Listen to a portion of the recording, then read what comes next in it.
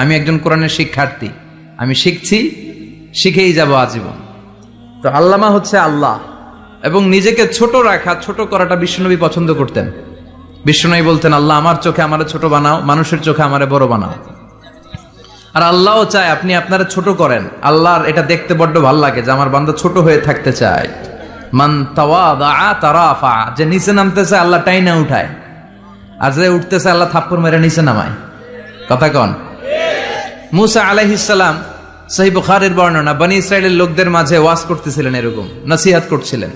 তো একজন দাঁড়িয়ে বলল, ইয়া নবী আল্লাহ মুসা, মান আ'লামুন নাসি ফিল আরদ, হে মুসা নবী, জানতে বড় মনে চায় বর্তমান পৃথিবীর সবচেয়ে বড় জ্ঞানী কে? মুসা আলাইহিস সালাম কয় আমি।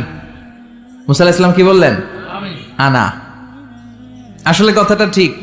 আল্লাহ যখন যে নবীকে পৃথিবীতে পাঠায় তখন তাকে সবচাইতে বেশি জ্ঞান দিয়ে পাঠায়, সে হিসেবে ঠিকই উনি সবচেয়ে জ্ঞানী। কিন্তু উনি এইভাবে নিজেকে সবচেয়ে বড় জ্ঞানী বলে দিবে, এটা আল্লাহর পছন্দ হয় নাই।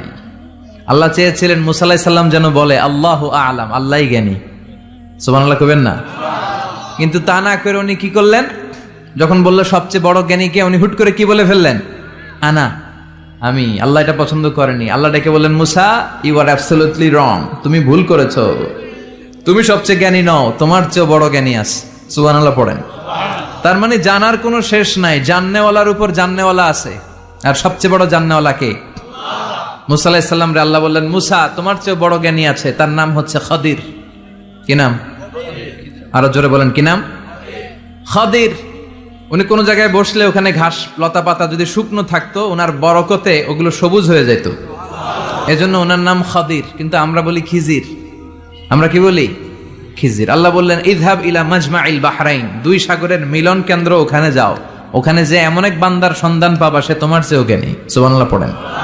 তাহলে আমি সবচেয়ে বড় জ্ঞানী, আমি আল্লামা, এটা বলতে পারে শয়তান। চিল্লা এখন ঠিক কিনা?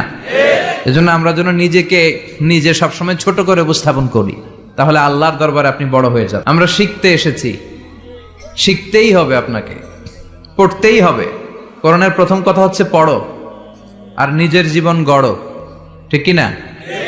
পড়তেই হবে আপনাকে, না পড়ে উপায় নাই। যখন যে অবস্থায় থাকবেন পড়বেন। জীবনে আমার একটা কিছু মটো আছে, লক্ষ্য, এটাকে খেয়াল করে আমি চলি। বিষয়টা হচ্ছে এরকম যে আমি কখনো হারি না, আমি হয় জিতি নয় শিখি, এরকম একটা অ্যাটিটিউড রাখবেন যে শিখতে আমাকে হবেই, কিন্তু হেরে যাব না আমরা। চিল্লায় বলেন ঠিক কিনা? এবং শিখাটাই আপনাকে মুক্তি দিতে পারে।